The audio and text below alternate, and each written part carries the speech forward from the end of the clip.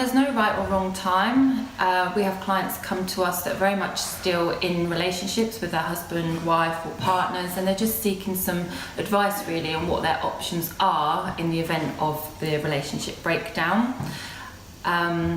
You can come to us for a free advice. You're not obliged to instruct. Obviously it would remain confidential, so that will provide some assurance there that you're getting the advice that you want, but you don't have to take any action from it.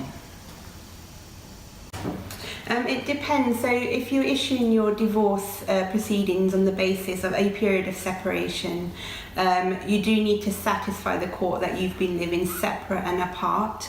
Now that's quite easy to do if you're living in two separate properties, but if you're living under the same roof, there's quite a strict test that you have to pass to show the court that you are indeed living as two separate households. This goes to the extent of not doing each other's chores, or if one person's cooked a meal, the other person's not eaten from that. Your social lives are to be separate, you're sleeping in separate rooms, so it's quite a large degree of separation that is required in order to satisfy the court that the criteria for that has been met. If you do need any more information on this, your solicitor will be able to advise you. In order to issue a divorce petition in the UK, you need to prove that the marriage has irretrievably broken down, and that's supported by one of 5 grounds, those being unreasonable behaviour, adultery, 2 years separation with consent, 2 years desertion, or 5 years separation. The immediate grounds available are only adultery and unreasonable behaviour.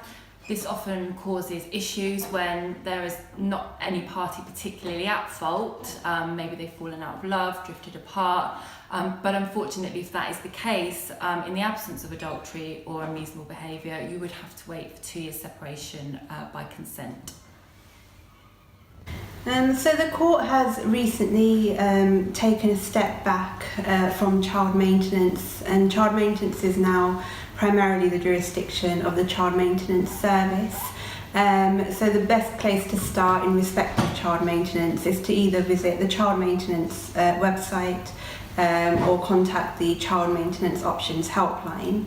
There is a child maintenance calculator on the site that can take into account various aspects that are used to calculate child maintenance. So for example, your income or how often the children are to stay with each parent, and then the calculator will use all that information to provide a rough figure of what the maintenance should be.